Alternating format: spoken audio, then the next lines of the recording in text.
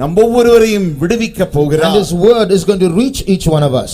அவருடைய வார்த்தையானது நம் ஒவ்வொருவரையும் வந்து சேர போகிறது. Therefore let us praise him. அதற்காக நம் கர்த்தரை ஸ்தோத்திரிப்போமாக. ஸ்தோத்திரம் ஸ்தோத்திரம் ஸ்தோத்திரம் ஸ்தோத்திரம். Praise you Lord, we praise you, we praise you, we praise you, we praise you, we praise you. These days we are going to consider the word of God under a central theme.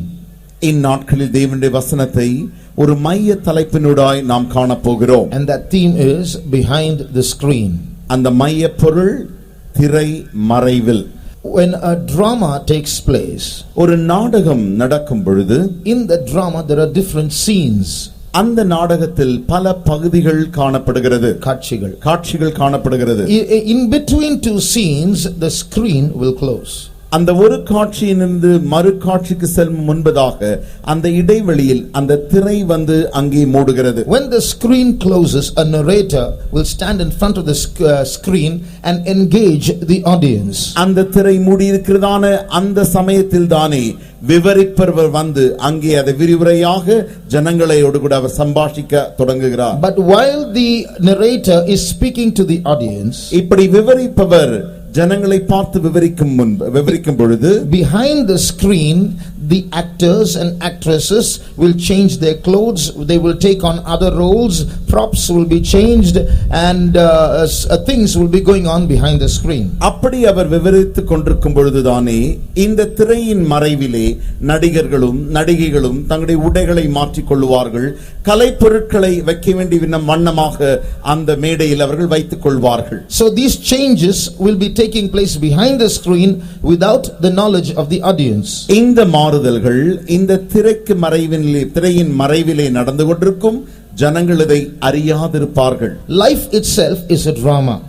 வாழ்க்கையும் கூட ஒரு நாடகமாகத்தான் இருக்கிறது. Shakespeare said life is a drama and this world is the stage. Shakespeare அவர்கள் சொல்லி இருக்கிறார்கள், வாழ்க்கையே ஒரு நாடகம், நாம் வாடுகிற இந்த வாழ்வானது அது ஒரு மேடையிலே காணப்படுகிறது. And in that drama we are the actors and the actresses. அந்த நாடகத்திலே நாமே நடிகர்களாகவும் நடிகைகளாகவும் இருக்கிறோம். Now in connection with this I would like to read a word. இதன் தொடர்பாக நான் உங்களை ஒரு வசனம் வாசிக்கும்படி கேட்டுக்கொள்கிறேன். Proverbs chapter 28 and verse 13. நீதிமொழிகள் 28ஆம் அதிகாரம் 13ஆம் வசனம். தன் பாவங்களை மறைக்கிறவன் வாழ்வடைய மாட்டான், அவைகளை அறிக்கை செய்து விட்டுவிடுகிறவனோ இரக்கம் பெறுவான். He that covereth his sins shall not prosper, but whoso confesseth and forsaketh them shall have mercy. So we all have the capacity to cover our sins. நம்முடைய பாவங்களை மறைக்க கூடியதான திறன் நாம் யாவருக்குமே உண்டு. Is there anyone here who can say, I have never committed even one sin from my birth till today? என் பிறப்பிலிருந்து இந்நாள் வரைக்கும் நான் ஒரு பாவமும் செய்யவில்லை என்று இங்கே யாராகிலும் சொல்லக்கூடுமோ? No one can. யாராலும் சொல்ல முடியாது. If you lift up your hand and say, I have not committed a sin, that will also be a sin. ஒருவேளை நீங்கள் கையை உயர்த்தி நான் பிறந்ததிலிருந்து இந்நாள் வரைக்கும் பாவமே செய்ததில்லை என்று சொல்வீர்களே ஆகில் அதுவும் ஒரு பாவமாயிருக்கும். So we have all committed sins in our lifetime. நம்முடைய வாழ்க்கையின் காலத்தில் நாம் யாவருமே பாவம் செய்தவர்களாயிருக்கிறோம். We all human beings have a conscience. மனிதர்களாகி நாம் யாவருக்குமே ஒரு மனசாட்சி உண்டு. And our conscience is given to us by God. நம்முடைய மனசாட்சியானது தேவனால் நமக்கு கொடுக்கப்படுகிறது. And in our conscience there are laws written by God which tells us what is right and what is wrong. அந்த மனசாட்சிக்குள்ளே தேவனால் எழுதப்பட்ட சட்டங்கள் உண்டு. எது தவறு என்றும் எவைகள் தவறு இல்லை என்பதையும் அதிலே எழுதப்பட்ட மனசாட்சியாக இருக்கிறது. These laws of what is right and wrong have not been taught to us in schools or by our parents, but God has put it in our mind, and by birth, by nature, we know these laws. எது சரி எது தவறு என்று சொல்லிக் கொடுக்கிறதான இந்த சட்டங்கள் நம்முடைய பெற்றோர்களாலோ நம்முடைய பள்ளிகளாலோ அது நமக்கு சொல்லித் தரப்படவில்லை. அது தேவனால் இயற்கையாகவே நமக்குள்ளது கொடுக்கப்பட்டதா இருக்கிறது. So in general we all know how we should be. பொதுவாக நாம் எப்படி இருக்க வேண்டும் என்று நாம் யாவருமே அறிந்திருக்கிறோம். But in reality, we all agree that we are not what we ought to be. ஆனால் நிஜத்தில் நாம் பார்க்கும் பொழுது நாம் எப்படி இருக்க வேண்டும் என்கிறதான நிலவரத்தில் நாம் இல்லை என்பதை நம்மால் ஒத்துக்கொள்ள முடியும். So trapped between a pricking conscience that tells us how we should be and the reality of how we are, we have to act. நாம் இப்பொழுது எப்படி நடிக்க தொடங்குகிறோம் என்றால், செய்ய தொடங்குகிறோம் என்றால், இரு பக்கத்திற்கு நடுவிலே நாம் மாட்டிக்கொள்கிறோம். எப்படி நாம் இருக்க வேண்டும் என்று நம்முடைய மனசாட்சி குத்தி நம்மை காட்டுகிறதோ, நாம் எப்படி நிஜத்தில் இருக்கிறோமோ இதற்கு நடுவிலே நாம் மாட்டிக்கொள்கிறோம். So we know how we have to live, and we can't practically live that way, so we sin, and so to cover our sins we act. நாம் எப்படி வாழ வேண்டும், சரியாக இருக்க வேண்டும் என்று நம்ம அறிந்திருக்கிறோம். ஆனால் நம்மால் அப்படி சரியாக வாழ முடிகிறதில்லை. அதை மறைக்கும்படியாக, அந்த பாவத்தை மறைக்கும்படியாக நாம் நடிக்க தொடங்கி விடுகிறோம். I remember when I was a little boy, I did something wrong. சிறுவனாக நான் இருந்த பொழுது நான் ஒரு தவறை செய்தது எனக்கு ஞாபகத்தில் வருகிறது. So my father came to spank me. என்னுடைய அப்பா என்னை அடிக்கும்படி வந்தார். And immediately I said, I didn't do it. உடனடியாக நான் என் அப்பாவிடத்தில் சொன்னேன், நான் செய்யவே இல்லை. Still he came close to spank me. என்றாலுமோ அவர் என்னை அடிக்கும்படி அருகாமையில் வந்தார். I started crying and I said, I didn't do it. நான் அழத் தொடங்கி நான் சொன்னேன், இல்லவே இல்லை, நான் செய்யவே இல்லை என்று சொன்னேன். Still he came to hit me. என்றாலுமோ அவர் அடிக்க என்னை தொடர்ந்து வந்தார். Then my mother got angry. அப்பொழுது என்னுடைய அம்மாவுக்கு கோபம் வந்து விட்டது. The boy is crying and saying he didn't do it and you're still going to beat him. அந்த சிறுவனோ அழுது கொண்டு இல்லவே இல்லை, நான் செய்யவில்லை என்று சொல்கிறான். என்றாலுமோ நீங்கள் அடிக்க போகிறீர்களே என்று என் தாய் என்னை அவர்களை பார்த்து கேட்டார்கள். So it started a fight between my parents. அப்பொழுது என்னுடைய பெற்றோருக்கு நடுவில் ஒரு சண்டை வந்து விட்டது. The truth was I did that wrong. உண்மை என்னவென்றால் அந்த தவறை நான் செய்தேன். But I acted and said, I cried and said I didn't do it to convince my parents. நான் நடித்து, நான் அழுது, என்னுடைய பெற்றோரை ஏற்றுக்கொள்ளத்தக்கதாய், நம்பத்தக்கதாய் நான் அப்படி நடித்தேன். So before the screen we are somebody before society, before people, before our family, but behind the screen we all know to hide many things. திரைக்கு முன்பாக நாம் இந்த சமூகத்தில் ஒரு நபராக, ஒரு ஆளாக நம்மை காட்டிக் கொண்டிருக்கிறோம். ஆனால் திரையின் மறைவிலே நாம் நம்மில் அநேக காரியங்களை மறைத்துக் கொண்டிருக்கிறோம். So there are many ways in which we can cover our sins. நம்முடைய பாவங்களை பல விதங்களில் நம்மால் மறைக்க முடியும். One, by lies, like how I did. By telling lies we can cover our sins, and behind the screen we can keep those sins. நான் சொன்ன வண்ணமாக ஒரு பொய் சொல்வதன் மூலமாக, பொய்களின் மூலமாக நம்முடைய பாவத்தை நம்மால் திரைக்கு மறைவில் மறைக்க முடியும். And we do this quite often. இதை நாம் அநேகந்தரம் செய்கிறோம். I don't think there's anybody here who has never lied. இங்கே பொய்யே சொல்லாதவர்கள் யாராகிலும் இருப்பார்கள் என்று எனக்கு நினைவில் இல்லை. So behind those lies there is the truth which we hide from others. அந்த பொய்களுக்கு பின்பாக மற்றவர்களுக்கு நாம் மறைக்கிறதான உண்மைகள் காணப்படுகிறது.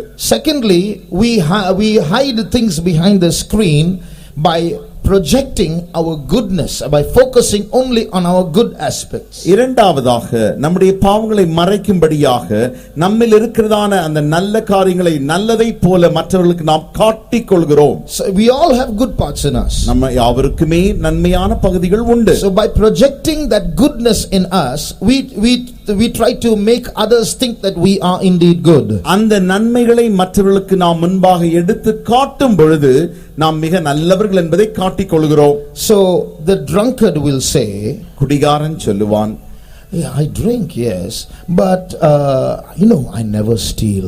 நான் குடிக்கிறேன், அது உண்மைதான், உங்களுக்கு தெரியுமா நான் திருடுகிறதே இல்லை. Just with my friends now and then I drink, but I never steal.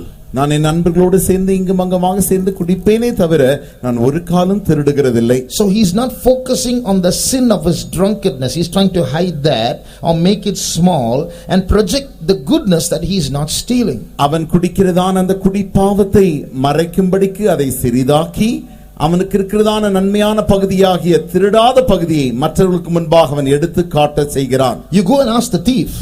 திருடனை போய் கேளுங்கள். He says, I steal because I have some needs now and then I steal, but I never drink. உங்களுக்கு தெரியுமா, எனக்கு தேவைகள் இருப்பதினாலே தான் நான் திருட செய்கிறேனே தவிர நான் ஒரு காலம் குடிக்கிறதே இல்லை. So he hides his theft behind the screen, makes it small and projects his goodness that he is not drinking. அவன் தன்னுடைய திருட்டுத்தனத்தை திரைக்கு பின்பாக சிறிதாக்கி மறைத்துவிட்டு அவன் குடிப்பதே இல்லை என்பதை பெரிதாக்கி மற்றவர்களுக்கு காட்ட விரும்புகிறான். Another way we hide our sins behind the screen. நம்முடைய பாவங்களை நாம் திரையின் மறைவிலே இன்னொரு விதமாயும் மறைத்துக் கொண்டிருக்கிறோம். When we do something wrong, we point to someone else who's doing the same wrong, and therefore that's okay. நாம் சில தவற்றை செய்யும் பொழுது அதே தவறை செய்ததான வேறொரு நபரை கை காட்டி அவர் செய்கிறார் என்று சொல்லி நாம் சொல்லிவிடுகிறோம். So if someone comes and accosts us and say, why did you lie? ஏன் நீ பொய் சொன்னாய் என்று யாரோ ஒருவர் வந்து நம்மை கேட்பார்களாகில், we'll say, oh, you never lie, is it? அப்படி என்றால் நீ பொய்யே சொல்வதில்லையா என்ன? So because he says lies, my lie is okay. அவர் பொய் சொல்கிறபடினால் நான் பொய் சொல்வதும் பரவாயில்லை. So I have defended myself and I'm justifying my lies. நான் என்னை தற்காத்து என்னுடைய பொய்யை நான் இப்பொழுது நீதிகரிக்கிறேன். The fourth reason how we can hide our sins behind the screen, நம்முடைய பாவங்களை நாம் எப்படி திரைக்கு பின்பாக மறைக்கிறோம் என்பதின் நான்காவது காரணம் என்னவென்றால், by giving reasons for and excuses for sins that we commit. நாம் செய்கிறதான பாவத்திற்கு காரணங்களையும் அல்லது சாக்குப்போக்குகளையும் சொல்லிவிடுகிறோம். So I get angry because I have blood pressure. எனக்கு ஏன் கோபம் வருகிறது தெரியுமா? எனக்கு இரத்த கொதிப்பு இருக்கிறபடியால் கோபம் வருகிறது. So don't irritate me. ஆகையாலே என்னை நீ கோபம் ஊட்டாதே. Oh, my wife is always irritating me, that's why I'm getting angry. என்னுடைய மனைவி எப்பொழுதும் என்னை எரிச்சலூட்டி கொண்டிருக்கிறாள், ஆகையால் தான் எனக்கு கோபம் வருகிறது. So I'm trying to paint my anger and give it another reason without confessing my sin and acknowledging my transgression. I'm giving reasons to cover it. என்னுடைய கோபத்தை நன்றாக நான் படமாக வரைந்து அதை ஏற்றுக்கொண்டு அது செய்வது சரி என்பதையும் அதற்குரிய காரணத்தையும் நான் சொல்ல விரும்புகிறேன். A fifth reason how we cover our sins. ஐந்தாவது எப்படி நாம் நம்முடைய பாவங்களை மறைக்கிறோம் என்றால், when I was studying in college, நான் கல்லூரியில் படித்துக் கொண்டிருந்த பொழுது we had a group discussion. எங்களுக்கு குழு சம்பாஷணை என்று ஒன்று உண்டு. And the topic was violence and vulgarity in films. அந்த சம்பாஷணை தலைப்பு என்னவென்றால், சினிமாக்களில் காணப்படுகிறதான ஆபாசங்களும் சண்டைகளும். So in that discussion, அந்த சம்பாஷணையிலே one boy said, ஒருவன் சொன்னான், you cannot draw a line and say this is wrong and this is right.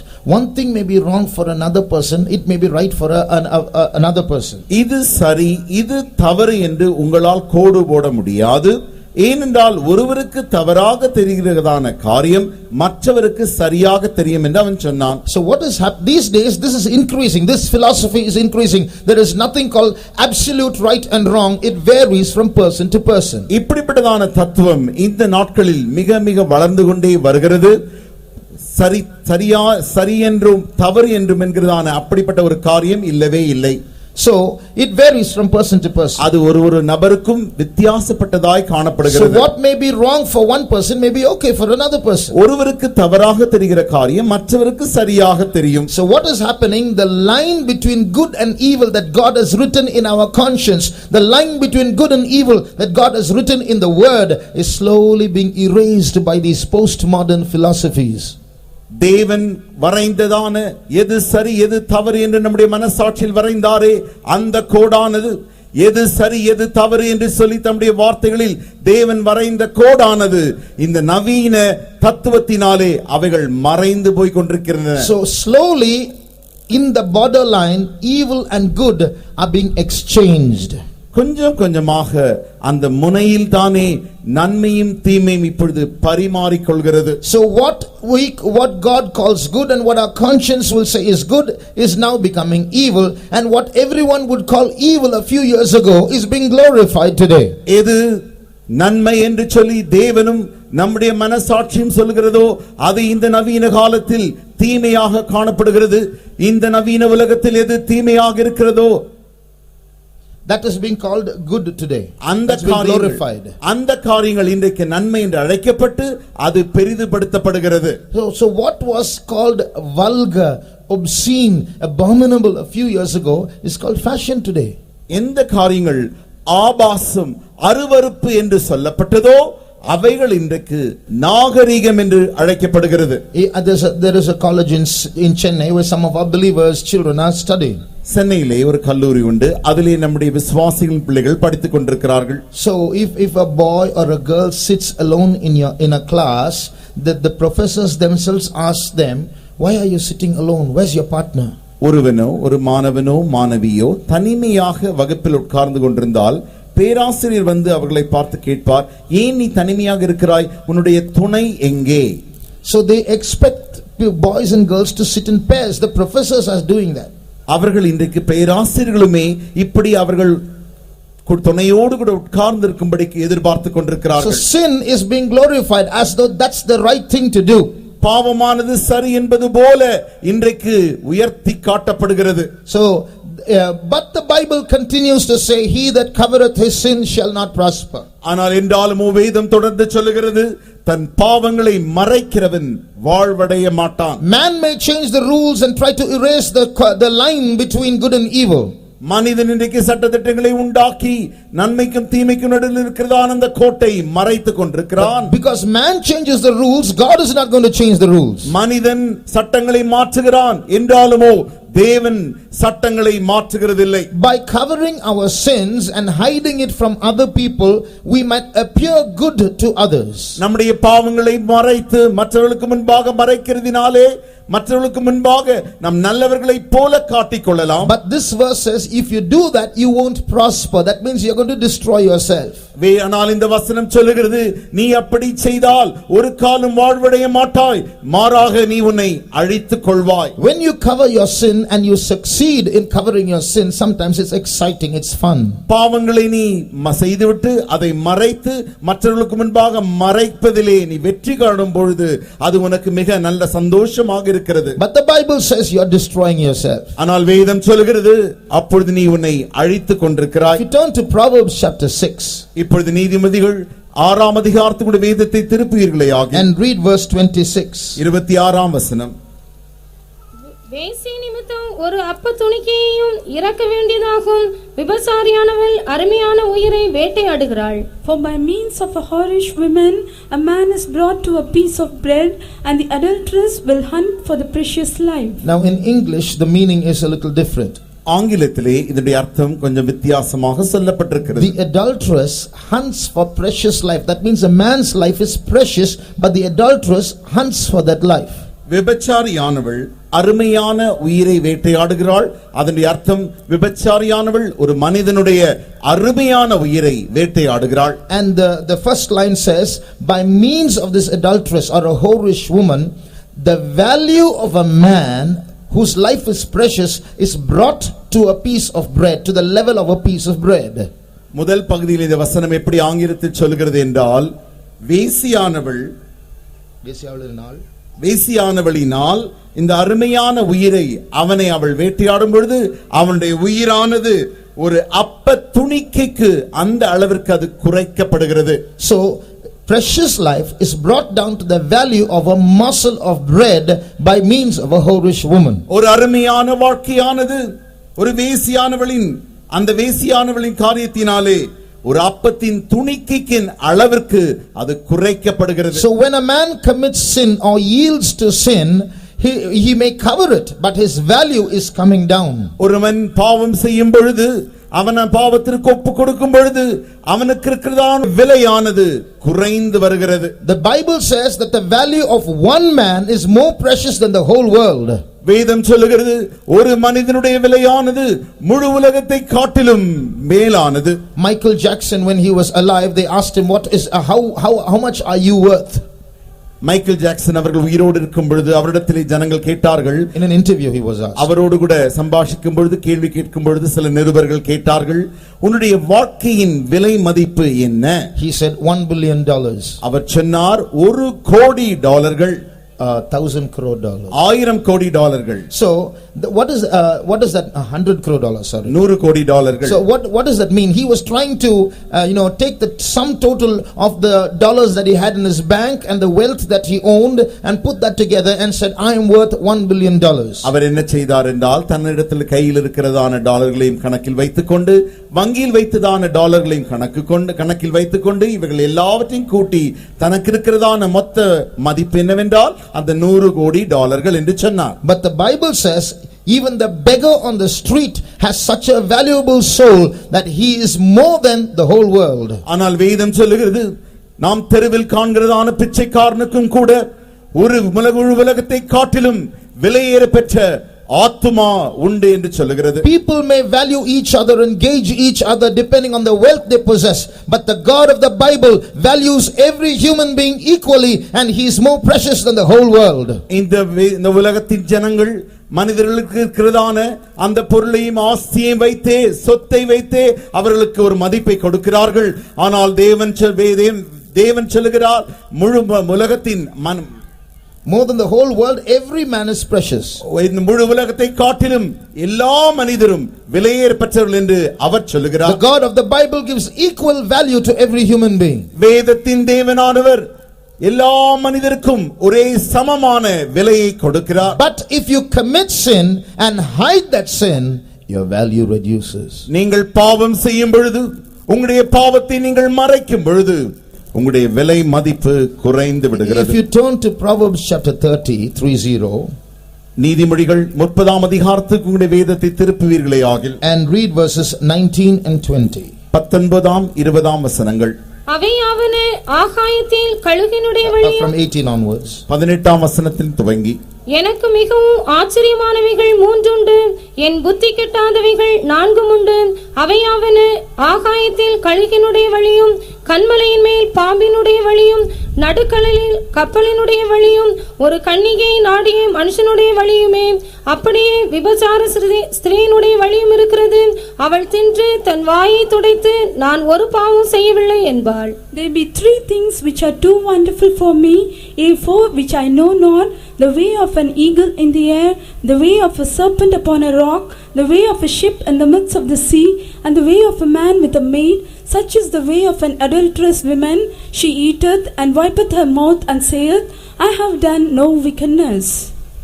So here we see there are three things which are too wonderful, four things which are mysterious. இங்கே ஆச்சரியமான மூன்று காரியங்களும் புத்தி கெட்டாதவைகள் நான்கு காரியங்களும் உண்டு.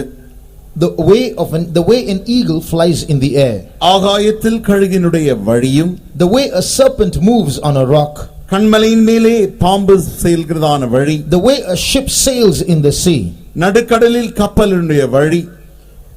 What is unique about these three? இவர்கள் மூன்றிலுமே நாம் காணப்படுகிறதான ஒற்றுமையான ஒரு காரியம் என்னவென்றால், in all these three situations the movement does not leave any trace.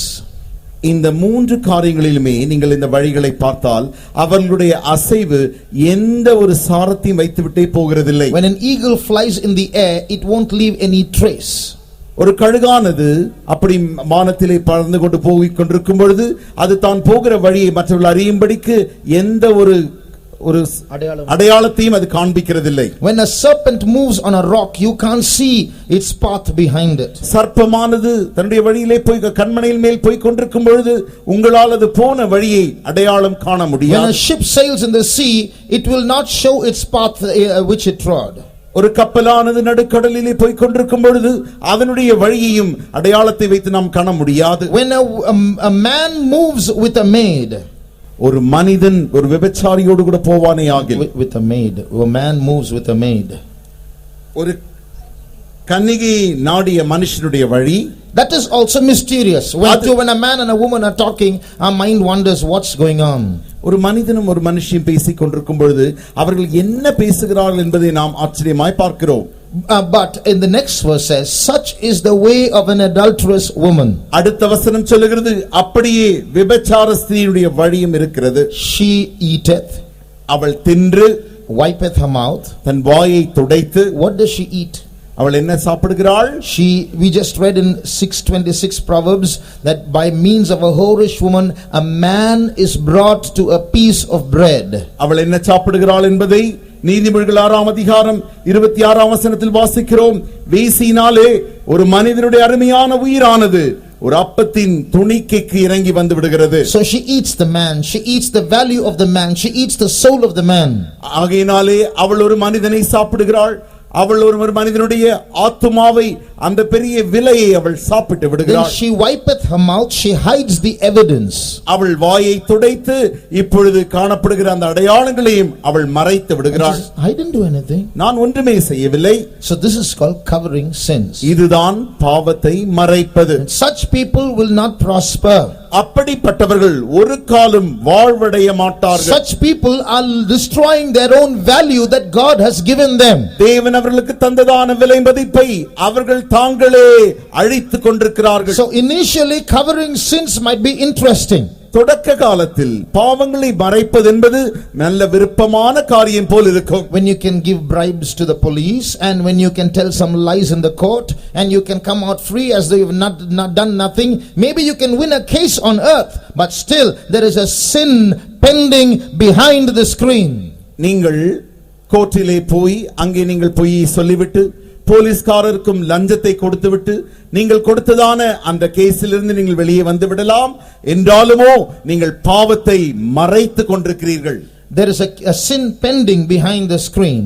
திரைக்கு மறைவிலே ஒரு பாவமானது இன்னும் நீடித்துக் கொண்டு தான் இருக்கிறது. So maybe when we hide that evidence and when we wipe our mouth and say we have done nothing wrong, we can get off in society before men. அடையாளங்களை நாம் மறைத்துவிட்டு வாயை துடைத்துவிட்டு மனிதருக்கு முன்பாக நாம் தவறே செய்யவில்லை என்று நாம் சொல்லி வந்து விடலாம். Maybe you will survive in this world as a successful actor or actress. ஒருவேளை நீங்கள் வெற்றிகரமான நடிகராக இந்த உலகத்தில் வாழலாம். But remember, heaven is real. என்றாலுமோ ஞாபகத்தில் வைத்துக் கொள்ளுங்கள், பரலோகம் என்பது நிஜமாய் இருக்கிறது. Remember, hell is real. நரகம் என்பது நிஜமாய் இருக்கிறது என்பதை ஞாபகத்தில் வைத்துக் கொள்ளுங்கள். Remember, God is real. தேவன் நிஜம் என்பதை ஞாபகத்தில் வைத்துக் கொள்ளுங்கள். And judgment is real. நியாய தீர்ப்பும் நிஜமானதாய் இருக்கிறது. There is a day when every human being has to stand before God and give account for his life. ஒரு நாள் உண்டு, இந்த உலகத்தின் முழு சகல மனித குலமும் தேவனுக்கு முன்பாக நின்று தன்னுடைய வாழ்க்கைக்குரிய கணக்கை ஒப்புவிக்க வேண்டும். There was a man called Oscar Wilde. Oscar wild என்கிற ஒரு நபர் இருந்தார். He was a man who thought that nobody should stop him from living as he likes. அவர் விரும்புகிற வண்ணமாக அவர் வாழுவதை யாருமே தடை செய்ய கூடாது என்பதை அவர் விரும்பினார். So he was a man who unleashed all his passions and his lusts and lived a very sinful life. அவர் தனக்குள் இருந்ததான சகல ஆசா பாசங்களையும் இச்சைகளையும் நன்றாக வெளிக்கொணர்ந்து அவைகளை அனுபவித்தவராய் அவர் வாழ்ந்து கொண்டிருந்தார். He said, I live to please myself and my lust. I don't want to control myself. நான் எனக்காக என்னுடைய ஆசை இச்சைகளை நிறைவேற்றும்படியாக நான் வாழ விரும்புகிறேன், அதை நான் கட்டுப்படுத்த விரும்பவில்லை. Finally he ended his life as a mad person. கடைசியில் நீங்கள் பார்த்தால் தன்னுடைய வாழ்க்கையை அவர் ஒரு பைத்தியக்காரனாக முடித்துக் கொண்டார். So he found that there were frustrations in that kind of a life. அப்படிப்பட்டதான அவர் வாழ்ந்த வாழ்க்கைகளிலே சலிப்பான காரியங்கள் உண்டாயிருந்தது. And he wrote a book. ஒரு புத்தகமும் அவர் எழுதினார். It's a novel. அது ஒரு கதை. It's called The Picture of Dorian Gray. அதுதான் டாரியன் கிரே அவர்களுடைய சித்திரம் என்கிறதான புத்தகத்தை அவர் எழுதினார். So in that story, அந்த கதையில் தானே there is a young boy. His name is Dorian Gray. ஒரு சிறுவன் இருந்தான், அவனுடைய பெயர் தான் Dorian grey. He was a very very handsome boy. அவன் மிக மிக அழகுள்ள சிறுவன். So one day an artist came to him. ஒரு நாள் ஒரு வரைகிறதான ஒரு வரைவர் வந்து அவனை பார்த்தார். And said, I want to draw a painting of you. உன்னை போலவே நான் ஒரு படத்தை வரைய விரும்புகிறேன். So he made Dorian Gray sit on a chair while this painter painted on the canvas. இந்த டாரியன் கிரேஸ் அவர்களை ஒரு நாற்காலில் உட்கார வைத்து அவரை அப்படியே அவர் படமாக இப்பொழுது சித்திரமாக வரைந்து கொண்டிருந்தார். After a few hours the picture was complete. கொஞ்ச நேரங்கள் முடிந்த பின்பு படமும் வரைந்து முடிந்தாயிற்று. And then the artist took that picture and showed it to Dorian Gray. இப்பொழுது சித்திரத்தை வரைந்துதான் அந்த கலைஞர் எடுத்துக்கொண்டு போய் அந்த படத்தை டாரியன் கிரே அவரிடத்திலே காண்பித்தார். And this Dorian Gray was so much taken up by his own beauty. தன்னுடைய சொந்த அழகையே இந்த டாரியன் கிரே பார்த்த பொழுது அதனால அவர் ஆச்சரியம் அடைந்தார். And he kept watching his own picture. தன்னுடைய சொந்த படத்தை பார்த்து கொண்டே இருந்தார். And he felt a little sad. அப்பொழுது அவருக்கு திடீரென்று சிறிய ஒரு துக்கம் வந்தது. What was that sadness? அது என்ன துக்கம்? This picture will always be young and beautiful Dorian Gray. இந்த வரைந்த படமானது எப்பொழுதுமே வாலிபனாக அந்த சிறுவனாகவே அந்த டாரியன் கிரேவை காண்பித்துக் கொண்டிருக்கும். Beautiful Dorian Gray. அழகான டாரியன் கிரேவாக காட்டிக் கொண்டிருக்கும். But I will grow old and I will be different from this beautiful picture in a few years time. கொஞ்ச ஆண்டுகளிலே நான் வயது சென்றவனாகி இந்த படத்தில் இல்லாதபடிக்கு நான் வயது சென்றவனாக மாறிவிடுவேன். So my beauty is going to go. என்னுடைய அழகு போய்விடுமே. But this picture will always be beautiful. என்றாலும் இந்த படமோ எப்பொழுதுமே அழகுள்ளதாகவே இருக்குமே. Suddenly he wished within himself. அப்பொழுதுதானே திடீரென்று அவனுக்குள்ளே அவன் ஒரு ஆசை உண்டாக்கி கொண்டான். If only that picture could take my place and I could take the place of the picture. அந்த படம் என் வாழ்க்கை எடுத்துக்கொண்டு நான் இருக்கிறதான இடத்தில் நான் போய் அந்த படத்தின் இடத்தை எடுத்துக்கொண்டால் how nice it would be. எவ்வளவு நன்றாக இருக்கும். In other words, if I could remain young always like this picture and this picture could grow old instead of me, how nice it would be. மற்ற வார்த்தைகளில் சொல்லப் போனால் நான் இந்த படத்தை போலவே எப்பொழுதுமே அழகுள்ளவனாக அப்படியே இருக்க வேண்டும். இந்த படம் என்னை போல நாட்கள் செல்ல செல்ல வயதானதாய் மாறிவிட்டால் எவ்வளவு நன்றாக இருக்கும். And the story says his wish was granted.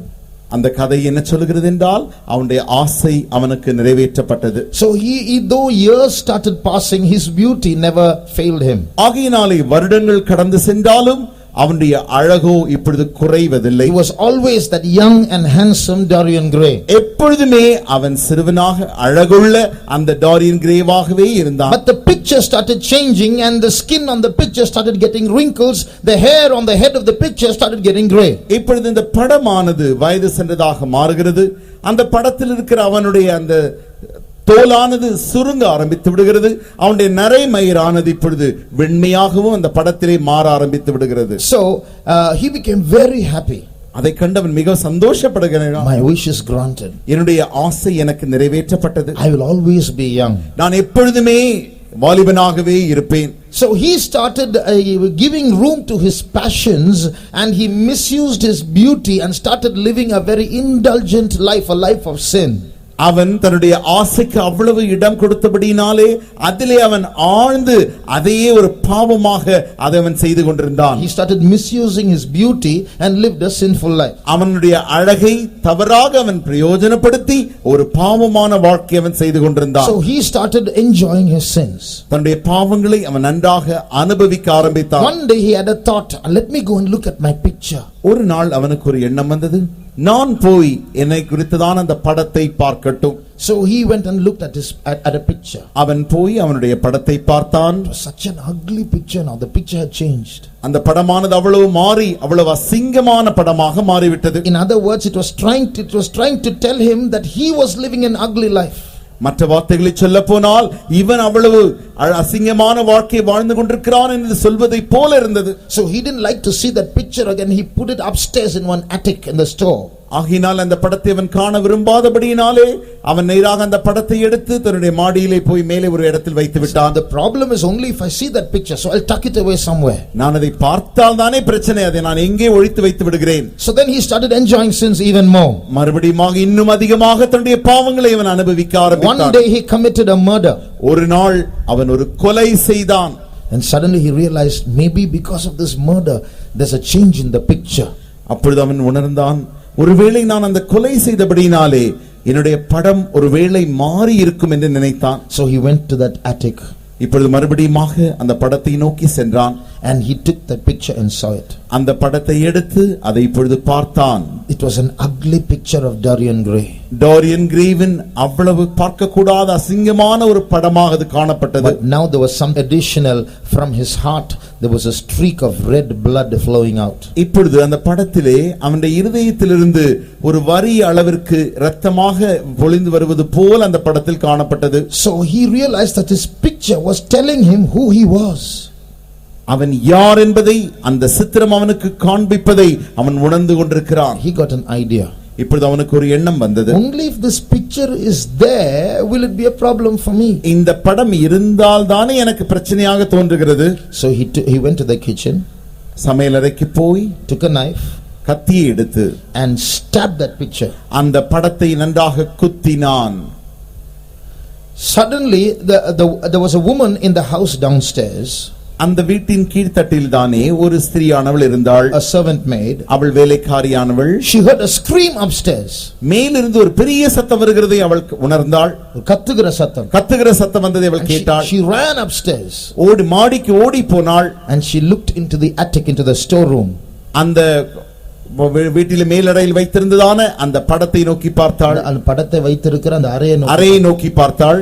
And what she saw, என்ன பார்த்தாள் என்றால், she saw a beautiful picture of a young man, and beside that picture was a very old, skin wrinkled, gray haired, ugly looking man, dead with a knife in his chest.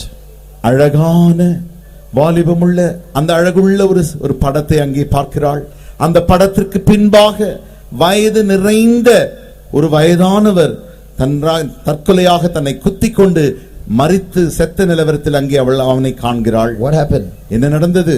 When he died, the picture and the man exchanged roles once again and became real. அவன் மரித்த அந்த காலகட்டத்தில் தானே என்ன நடந்தது என்றால், படமும் அவனுடைய நிஜமும் தங்களுடைய தோட்டத்தை, தங்களுடைய வேலையை மாற்றிக் கொண்டன. It came back to reality. நிஜத்திற்கு அவைகள் வந்துவிட்டன. So what is the moral of that story? With the story ends. எப்படி தான் அந்த கதை முடிகிறது? So what is the moral of the story? இந்த கதையை நாம் படிக்கிற பாடம் என்னவென்றால், all your life you can act and live. உங்களுடைய வாழ்க்கை எல்லாவற்றிலும் முழுவதிலும் நீங்கள் நன்றாக நடித்து வாழ்ந்து கொண்டிருக்கலாம். All your life you can appear beautiful before others and live. வாழ்க்கை முழுவதும் மற்றவர்களுக்கு முன்பாக அழகுள்ளவர்கள் போல உங்களை நீங்கள் ஆக்கிக் கொண்டு காட்டி வாழ்ந்து கொண்டிருக்கலாம். You can hide your reality in the storeroom behind the screen and live. உங்களுடைய நிஜத்தை நீங்கள் அந்த அறையிலே மறைத்து ஒளித்து வைத்து நீங்கள் வாழ்ந்து கொண்டிருக்கலாம். But a day will come when you die. நீங்கள் மரிக்கிறதான நாளில் ஒரு நாள் வரும். Then reality will stare you in the face. அப்பொழுதுதானே நிஜமானது உங்களுடைய முகத்தை முறைத்து பார்க்கும். Who wrote this book? யார் இந்த புத்தகத்தை எழுதினது? A man who lived an indulgent, sinful, lustful life, who thought that releasing his pleasures is the right way of living. தன்னுடைய ஆசா பாசங்களை முற்றிலுமாக வெளியே கொண்டு வந்து அனுபவித்து வாழ்வதே சரி என்று சொன்னதான அந்த மனிதனாலே இந்த புத்தகம் எழுதப்பட்டது. And he is saying the philosophy, one day reality will stare you in the face. What will you do then? அதே மனிதன் தான் சொல்லுகிறார், ஒரு நாள் நிஜமானது உங்களுடைய முகத்திற்கு முன்பாக வந்து உங்களை பார்த்து முறைத்து நிற்கும். அப்பொழுது நீ என்ன செய்வாய்? Read Romans chapter 2 and verse 16. ரோமருக்கு எழுதின நிருபம் 2ஆம் அதிகாரம் 16ஆம் வசனத்தை வாசியுங்கள். என் சுவிசேஷத்தின்படியே தேவன் இயேசு கிறிஸ்துவை கொண்டு மனுஷருடைய அந்தரங்கங்களை குறித்து நியாய தீர்ப்பு கொடுக்கும் நாளிலே இது விளங்கும். In the day when God shall judge the secrets of men by Jesus Christ according to my gospel. So this verse says a day is going to come when God is going to judge the secrets of every human being. ஒரு நாள் வரப்போகிறது, அன்றைக்கு எல்லா மனுஷருடைய அந்தரங்கங்களை தேவன் நியாயம் தீர்க்க போகிறார். So this so-called screen and hiding sins behind the screen is only before human beings and not before God. ஆகையினாலே இப்பொழுது நாம் பேசிக் கொண்டிருக்கிறோமே, இந்த திரை என்பதும் திரைக்கு மறைவிலே மறைத்துக் கொண்டிருக்கிறதான பாவங்கள் என்பதும் மனிதர்களாலே மாத்திரமே சொல்லப்பட்டு செய்யப்பட்டு வருகிறது. மனிதர்களுக்கு முன்பாக செய்யப்பட்டு வருகிறது. But before God there is no curtain. தேவனுக்கு முன்பாக ஒரு திரையும் இல்லை. Every secret is going to be revealed by God one day. ஒரு நாள் எல்லா ரகசியங்களும் வெளிப்படுத்தப்பட போகிறது. There is a day called Judgment Day where every human being who has ever lived on earth has to stand before God and face judgment. நியாய தீர்ப்பு என்கிறதான ஒரு நாள் வரப்போகிறது. அந்நாளிலே நியாய தீர்ப்பிலே தேவனுக்கு முன்பாக எல்லா மனுஷரும் நிற்கத்தான் வேண்டும். And that day your screen, your curtain is going to be torn. அந்நாளில் உன்னுடைய திரை இருக்கிறதே, அது கிழியப்பட போகிறது. And you cannot give excuses on that day. அந்நாளில் எந்த சாக்கு போக்கும் சொல்ல முடியாது. You cannot argue with God on that day. அந்நாளில் தேவனோடு தர்க்கிக்கவும் முடியாது. Read Jude verse 15. யூதா 15ஆம் அதிகாரத்தை வாசியுங்கள். தமக்கு விரோதமாய் அவபக்தியுள்ள பாவிகள் பேசின கடின வார்த்தைகள் எல்லாவற்றின் நிமித்தமும் அவர்களை கண்டிக்கிறதற்கும் ஆயிரமாயிரமான தமது பரிசுத்தவான்களோடு கூட கர்த்தர் வருகிறார் என்று முன்னறிவித்தார். To execute judgment upon all and to convince all that are ungodly among them of all their ungodly deeds which they have ungodly committed, and of all their hard speeches which ungodly sinners have spoken against him. Here in Tamil we read avargalai கண்டிக்கிறதற்கும். In English it is to convince everyone. தமிழிலே அவர்களை கண்டிக்கிறதற்கு என்று நாம் வாசிக்கிறோம். ஆனால் ஆங்கிலத்திலே எல்லாரும் அவர்களை ஏற்றுக்கொள்ளத்தக்கதாக மாற்றுகிறது. So today we can be successful actors and actresses hiding and covering our sins and we will appear to prosper.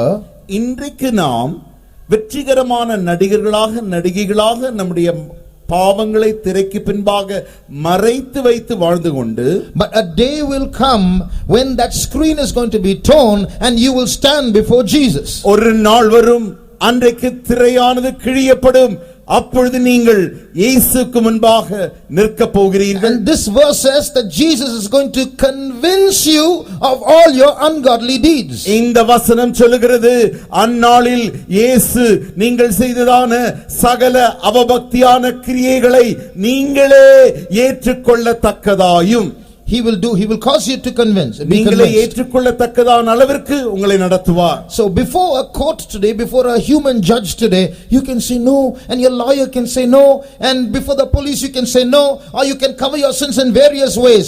But when judgment day comes and you stand before Jesus, then he will convince you. You will not argue, you will not say lies on that day. You will bow down your head and you will be forced to say yes. இன்றைக்கு நீங்கள் நீதிமன்றத்திற்கும் நீதிபதிக்கு முன்பாக போய் பொய்யாக காரியங்களை சொல்லி, உங்கள் வழக்கறிஞரும் பொய்யாக சொல்லி, போலீசுக்கும் பொய் சொல்லி, காவல்காரை ஏமாற்றி நீங்கள் அதை வாழ்ந்து விடலாம்.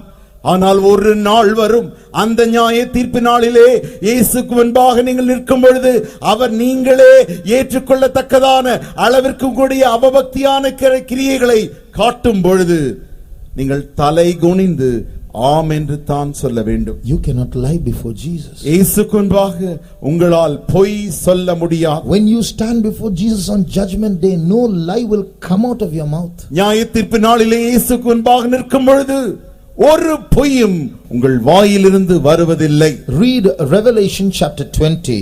வெளிப்படுத்தின விசேஷம் 20ஆம் அதிகாரத்திலே and read verses 11 and 12. 11ஆம் 12ஆம் வசனத்தை வாசியுங்கள். பின்பு நான் பெரிய வெள்ளை சிங்காசனத்தையும் அதின் மேல் வீற்றிருக்கிறவரையும் கண்டேன். அவருடைய சமூகத்திலிருந்து பூமியும் வானமும் அகன்று போயின, அவைகளுக்கு இடம் காணப்படவில்லை. மரித்தோராகிய சிறியோரையும் பெரியோரையும் தேவனுக்கு முன்பாக நிற்க கண்டேன். அப்பொழுது புஸ்தகங்கள் திறக்கப்பட்டன. ஜீவ புஸ்தகம் என்னும் வேறொரு புஸ்தகம் திறக்கப்பட்டது. அப்பொழுது அந்த புஸ்தகங்களில் எழுதப்பட்டவைகளின்படியே மரித்தோர் தங்கள் தங்கள் கிரியைகளுக்கு தக்கதாக நியாய தீர்ப்படைந்தார்கள். And I saw a great white throne, and him that sat on it, from whose face the earth and the heaven fled away, and there was found no place for them.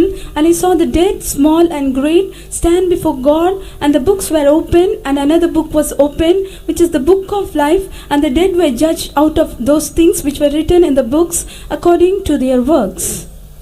Praise the Lord. கர்த்தருக்கு ஸ்தோத்திரம். So here we see the day of judgment being predicted.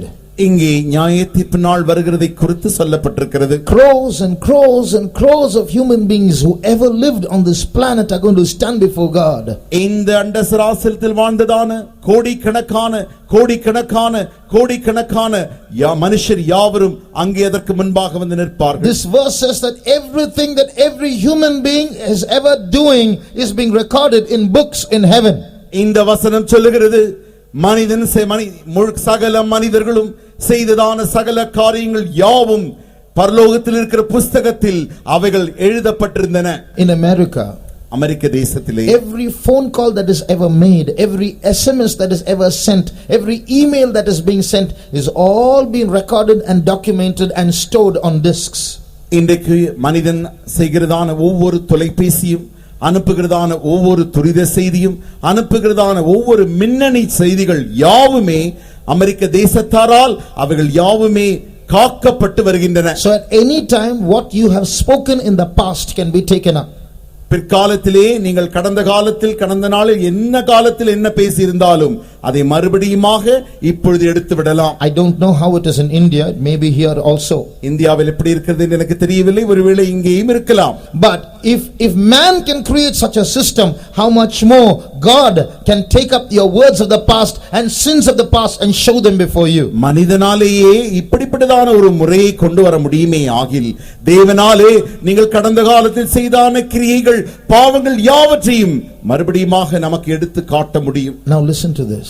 இதை நீங்கள் கவனமாய் கேளுங்கள். If crores and crores of people are going to stand before God on judgment day, நியாய தீர்ப்பு நாளிலே கோடிக்கணக்கான மனிதர்கள் வந்து நிற்கும் பொழுது, even if it takes 1 minute for one man to be judged, ஒரு மனிதனை நியாயம் தீர்க்கும்படி ஒரு நிமிடம் அவர் எடுத்துக்கொண்டாலும், it's going to take thousands of years for judgment itself to be over. நியாய தீர்ப்பு முடிவதற்கு ஆயிரக்கணக்கான வருடங்கள் ஆகும்.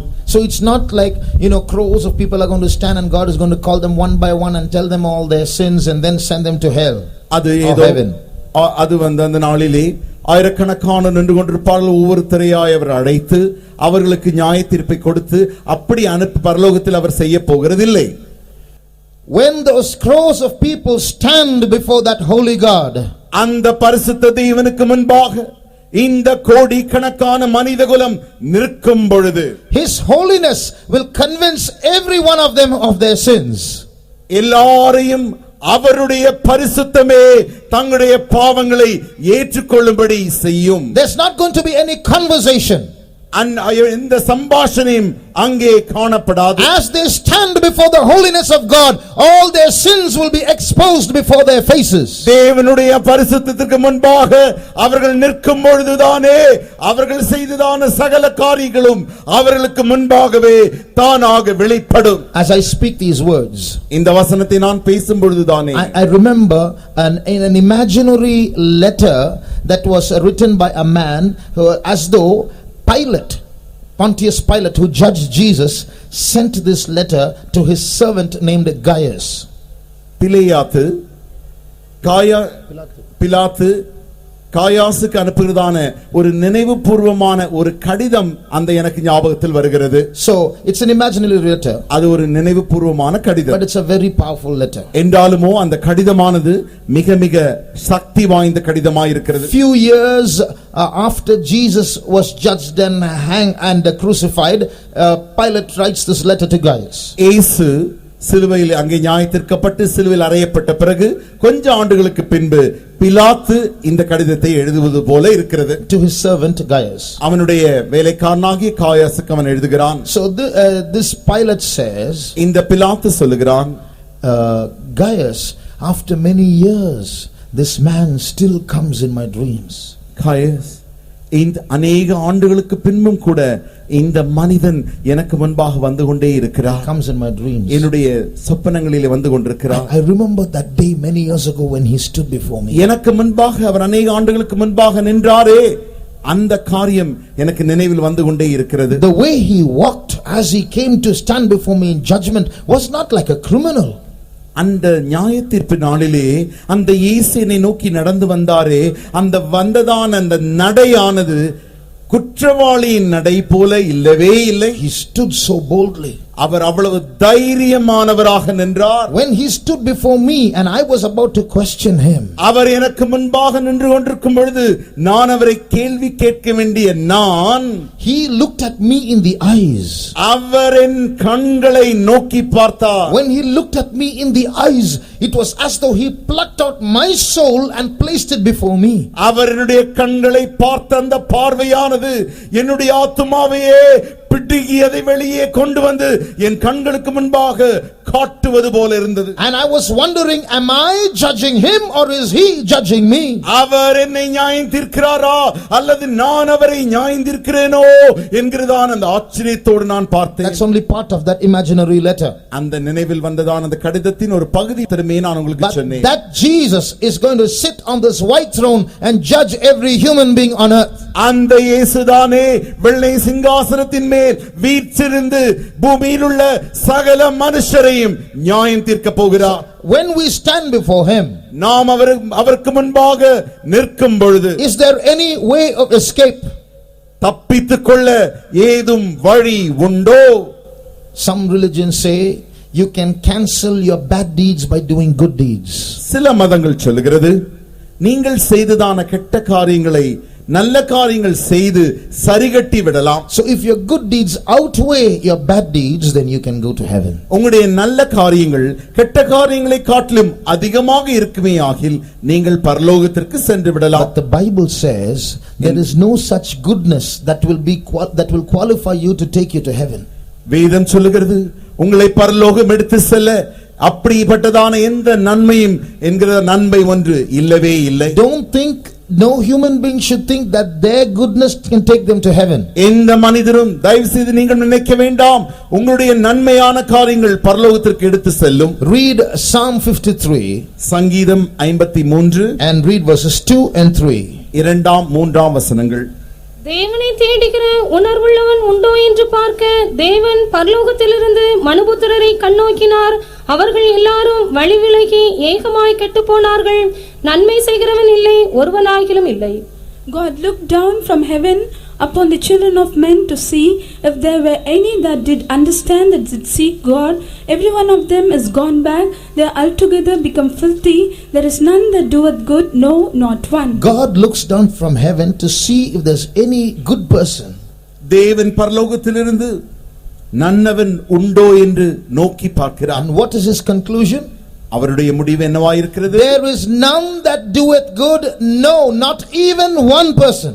நன்மை செய்கிறவன் இல்லை, ஒருவனாகிலும் இல்லை. So that so-called goodness that we think will qualify us for heaven is filthy rags. It's a certificate that will not stand before the kingdom of heaven. நாம் நினைத்துக் கொண்டிருக்கிறோமே பரலோகத்திற்கு செல்லும்படி நல்ல காரியங்கள் நன்மை என்று நினைக்கிறோமே அவைகள் யாவுமே தேவனுக்கு முன்பாக கிழிந்த அக்கிரம கந்தைகளாய் இருக்கிறது. There is one way of escape though. என்றாலும் தப்பித்துக் கொள்ள ஒரு வழி உண்டு. There is a story about a man who was living a criminal life. ஒரு மனிதனுடைய கதை உண்டு. அவன் குற்றவாளியாகவே தன்னுடைய வாழ்க்கையை வாழ்ந்து கொண்டிருந்தவன். One day he got a notice. He was served a notice to stand to come to the court on a particular day. நீதிமன்றத்திற்கு ஒரு நாள் குறிப்பிட்ட நாளில் வரும்படியாக அவனுக்கு செய்தி அனுப்பப்படுகிறது. He then was overconfident because he knew a very clever lawyer, and he said, whatever I do, that lawyer will take care of my case and he will win the case for me. அவருக்கு ஒரு நல்ல புத்தியுள்ள தேறின ஒரு வழக்கறிஞர் அவருக்கு தெரிந்தவராய் இருந்தபடியினாலே நான் என்னதான் தவறு செய்திருந்தாலும் இந்த வழக்கறிஞர் போனால் எனக்கு அவர் என்னை விடுவித்து விடுவார். So he put that notice in the drawer and forgot about it. ஆகையினாலே தனக்கு வந்ததான அந்த செய்தியை தன்னுடைய மேஜையில் வைத்துவிட்டு அதை மறந்தே போனார். Suddenly one day he opened the drawer. திடீரென்று ஒரு நாள் அவர் தன்னுடைய மேஜையை திறந்த பொழுது he saw the notice. அவருக்கு வந்த அந்த செய்தியை கண்டார். And suddenly he realized, he saw the date, tomorrow is the hearing. அடுத்த நாள் நாளைக்கு தான் போய் அந்த நீதிமன்றத்தில் ஆஜராக வேண்டும் என்கிறதான அந்த காரியத்தை அவர் பார்த்தார். And he said, oh my God, I forgot about it. Immediately called the lawyer. தெய்வமே நான் மறந்து போனேனே என்று சொல்லி உடனடியாக போய் தன்னுடைய வழக்கறிஞருக்கு அவர் தொலைபேசி செய்தார். And said, sir, you know, I have committed these crimes and there's a notice served against me and I want you to take up this case and win my case. ஐயா, நான் இந்த தவறுகளை செய்திருக்கிறேன். ஆகையினால் எனக்கு சர்க்காரிலிருந்து இப்படி செய்தி வந்திருக்கிறது. நாளைக்கு நாம் நீதிமன்றத்தில் போக வேண்டும். நீங்கள் தான் எனக்காக ஆஜராக வேண்டும். And he said, I've committed many crimes. நான் அநேக தவறுகளை செய்திருக்கிறேன். The lawyer said, வழக்கறிஞர் சொன்னார், sir, till yesterday I was a lawyer. Yesterday I was promoted as judge. ஐயா, நேற்று வரைக்கும் நான் வழக்கறிஞராகத்தான் இருந்தேன். இன்று முதற்கொண்டு நான் நீதிபதியாக உயரம் பெற்றிருக்கிறேன். And I am the one who's going to see your case. நான் தான் நீங்கள் வந்து நிற்கிறதான அந்த கேஸை காண வேண்டும். And you've already confessed to me that you have committed the crime. நீங்களே தவறு செய்து விட்டேன் என்று நீங்களே என்னிடத்தில் சொல்லிவிட்டீர்கள். So tomorrow you'll only have to face my judgment. நாளைக்கு நீங்களே வந்து என்னுடைய நியாய தீர்ப்பை தான் அடைந்து செல்ல வேண்டும். I'm sorry, but it's too late. என்னை மன்னித்துக் கொள்ளுங்கள், இப்பொழுது தாமதமாகிவிட்டது. This is the same thing that's going to happen to each one of us. இதே காரியம்தான் நாம் யாவருக்கும் நடக்க போகிறது. The same Jesus who's going to stand on judgment day and we are all going to face him. நியாய தீர்ப்பு நாளிலே இயேசுவே நிற்கப் போகிறார். அவரை நாம் யாவரும் காண வேண்டும். That Jesus today is a lawyer for us. அந்த இயேசு இன்றைக்கு நமக்காக அவர் வழக்கறிஞராய் இருக்கிறார். The same person who is going to stand and judge you and send you either to heaven or hell and either justify you or condemn you, today he is there to help you.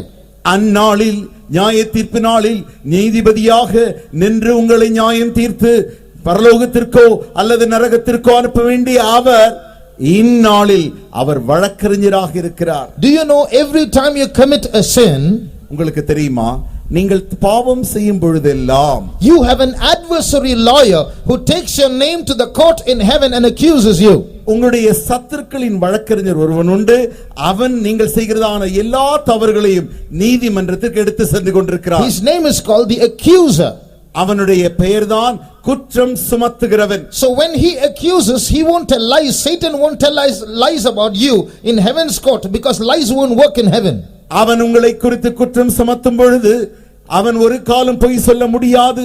ஏனென்றால் பரலோகம் பொய்களை ஏற்றுக்கொள்ளாது. And he doesn't need to lie about you because we are all wrong.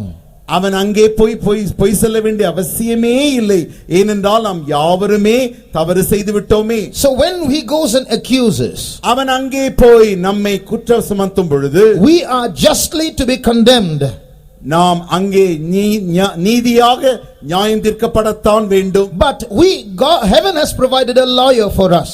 ஆனாலும் பரலோகமானது நமக்கு ஒரு வழக்கறிஞரை தந்திருக்கிறது. His name is Jesus. அவருடைய பெயர் இயேசு. And he has the authority to fight and argue on our behalf. நமக்காக வழக்காடும்படிக்கு அவருக்கு அதிகாரமும் வல்லமையும் உண்டு. You know why? ஏன் தெரியுமா? Because he has already paid the penalty for our sins on the cross. ஏனென்றால் நம்முடைய பாவங்களுக்காக அவர் சிலுவையிலே ஏற்கனவே தண்டனையை செலுத்தி விட்டார். Jesus did not die as a coward. இயேசு ஒரு கோழையாக மரிக்கவில்லை. Jesus did not die because there was no other way he was forced to die. வேறு வழி இல்லாமல் மரிக்க வேண்டும் என்பதற்காக இயேசு மரிக்கவில்லை. You know, Jesus could have escaped if he wanted to. அவருக்கு வேண்டுமென்றால் இயேசு அங்கே தப்பித்திருக்கலாம் அல்லவா? Jesus, when he stood before Pontius Pilate, இங்கே அவர் பிலாத்துக்கு முன்பாக இயேசு நின்ற பொழுது he was asked many questions. அவரை நோக்கி பல கேள்விகள் கேட்கப்பட்டன. In Israel there was a court which comprised 70 people. இஸ்ரவேல் தேசத்திலே ஒரு நீதிமன்றம் உண்டு.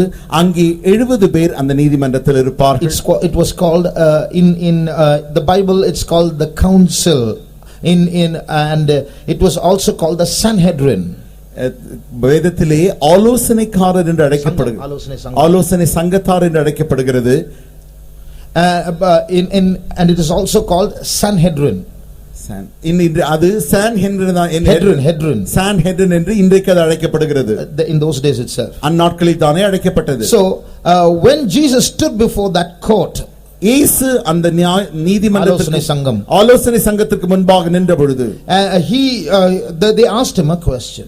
அவரை பார்த்து அவர்கள் கேள்வி கேட்டார்கள். Before that they wanted some witnesses. அதற்கு முன்பாக சில சாட்சிகள் அவர்களுக்கு தேவைப்பட்டது. 2 witnesses are enough. 2 சாட்சிகள் போதும். But they didn't get 2 witnesses. அதற்கு 2 சாட்சிகள் கூட அவர்களுக்கு கிடைக்கவில்லை. So early in the wee hours of the day they are holding a court which is against the law. அதிகாலை நேரத்திலே அவர்கள் ஆலோசனை சங்கத்தை கூட்டுகிறார்கள். அப்படி கூட்டுவது சட்டத்திற்கு மாறானது. But now they can't even get 2 witnesses to quickly finish this case before it dawns. இந்த புகாரை அதிகாலைக்கு முன்பாகவே முடிக்கும்படிக்கு அவர்களுக்கு 2 சாட்சிகள் கூட கிடைக்கவில்லை. Finally one man comes and said, this man said he will destroy the temple. கடைசியாக ஒரு மனிதன் ஓடி வந்து சொன்னான், இவன் ஆலயத்தை அழித்து போடுவான் என்று சொன்னான் என்று சொன்னார்கள். But that was not good enough for a death sentence.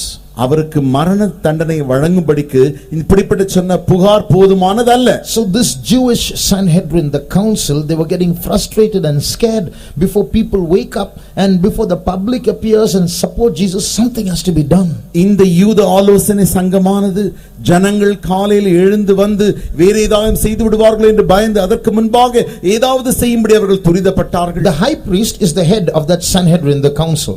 அந்த ஆலோசனை சங்கத்தின் தலைவர் தான் பிரதான ஆசாரியன். So this high priest is like the judge in that court. அந்த ஆலோசனை சங்கத்திலே இந்த பிரதான ஆசாரியன் தான் நீதிபதியாக இருந்து கொண்டிருக்கிறார். So not knowing what to do, என்ன செய்வதென்று அறியாது he asked Jesus, இயேசுவை பார்த்து கேட்டார், tell me, are you the son of God or not?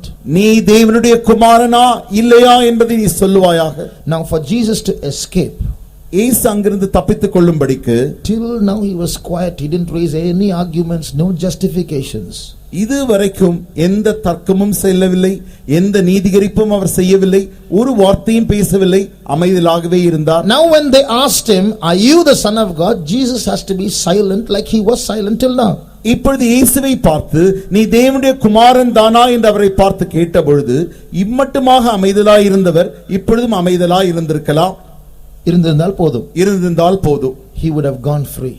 உடனடியாக அவரை விடுவித்திருப்பார்கள். No accusation. எந்த குற்றம் சுமத்துதலும் இல்லை. He would have gone a free man, no crucifixion, no scourging. ஒரு தவறும் இல்லாதபடிக்கு, ஒரு அடி சாட்டையடி இல்லாதபடிக்கு சுதந்திரமாக அவர் சென்றிருக்கலாம். But when he could have kept quiet and gone free, that's when he said, thou sayest. அமைதலாக இருந்து சுதந்திரமாக போக வேண்டிய அந்த காலகட்டத்தில் தான் அவர் சொல்லுகிறார், நீ சொல்லுகிறபடியே. That means now where they were looking for 2 witnesses and they found none, there were 70 witnesses, and the high priest was so relieved. He tore his garments and said, we don't need witnesses anymore, we have heard him with our ears. 2 சாட்சிகளுக்காக ஏங்கிக் கொண்டிருந்தவர்கள் இப்பொழுது 70 பேருமே கேட்கக்கூடிய அளவிற்கு, அவ்வளவு பெரிய 70 பேருமே சாட்சிகளாக இந்த காரியத்தை கேட்டபடியினாலே பிரதான ஆசாரியன் சந்தோஷம் அடைந்து தன்னுடைய துணிகளை கிழித்துக் கொண்டு இவனை குற்றப்படுத்தும்படிக்கு நாங்கள் சாட்சிகளை கண்டோம் என்று சொன்னார்கள். We don't need any more witnesses, we have heard him with our ears. சாட்சிகள் எங்களுக்கு இனி தேவையில்லை, எங்களுடைய சொந்த காதுகளாலே நாங்கள் கேட்டோம். And he asked the 70, what say ye? 70 பேரையும் பார்த்தவன் கேட்டான், இப்பொழுது நீங்கள் என்ன சொல்லுகிறீர்கள்? They all said uniformly with one chorus, he is worthy of death. எல்லாரும் மொத்தமாக ஒரே சத்தமாக ஒரே விதமாக சொன்னார்கள், இவன் மரணத்திற்கு ஏதுவானவன். So Jesus was crucified not because somebody accused him, but because he yielded by saying, thou sayest. இயேசு யாரோ ஒரு குற்றம் சுமத்தினபடியினாலே அவர் அங்கே சிலுவையில் அறையப்படவில்லை, மாறாக நீ சொல்லுகிறபடியே என்று சொல்லி அவர் தன்னையே அவர் ஒப்பு கொடுத்தபடியினாலே அவர் சிலுவையில் அறையப்பட்டார். Jesus offered himself because he knew that if he does not die, you and I will die. நீங்களும் அவர் மரிக்காத பட்சத்தில் நீங்களும் நானும் மரிக்க வேண்டும் என்பதை இயேசு அறிந்தபடியினாலே அவர் தன்னையே அங்கு ஒப்பு கொடுத்தார். That's why Jesus, foreseeing his death for our sake, said, he that believeth on me, though he were dead, yet shall he live, and he that liveth and believeth in me shall never die. ஆகையினால் தான் இயேசு சொன்னார், என்னை விசுவாசிக்கிறவன் ஒரு காலம் மரிக்கிறதில்லை. And he that liveth in விசுவாசிக்கிறவன் மரித்தாலும் பிழைப்பான். என்னை விசுவாசிக்கிறவன் மரித்தாலும் பிழைப்பான். And he that liveth and believeth in me shall never die. என்னை விசுவாசிக்கிறவன் ஒரு காலம் மரிப்பதும் இல்லை. So we see that Jesus was foreseeing his death when he said that. அந்த காரியத்தை அவர் சொன்ன பொழுது இயேசு தன் மேலேயே அந்த மரணத்தை கொண்டு வரும்படி அப்படி சொன்னார். He was foreseeing, he was seeing his death and therefore said it. அவருடைய மரணத்தை அவர் முன்பாகவே பார்த்திருந்தபடியினாலே, முன் அறிந்திருந்தபடியினாலே அவர் அப்படி சொன்னார். So dear brother, dear sister, ஆகையினாலே அருமையான சகோதரனே சகோதரியே, if you are covering your sins, நீங்கள் உங்களுடைய பாவங்களை மறைத்துக் கொண்டிருந்தால், you will never prosper. A day will come that sin will kill you. நீங்கள் ஒரு காலம் வாழ்வடைய மாட்டீர்கள்.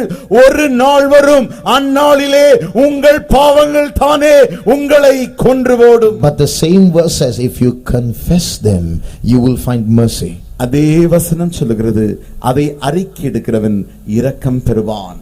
So to legally confess and find that mercy, Jesus paid your penalty and died on your behalf. சட்டத்தில் பூர்வமாகவே அதை அறிக்கை செய்து இரக்கத்தை பெறும்படிக்கு இயேசுவே அங்கே மரித்திருக்கிறார். So if you come to Jesus and confess your sin to Jesus, then you can stand on judgment day as a clean man, as a clean woman, and be vindicated, and you can go to heaven.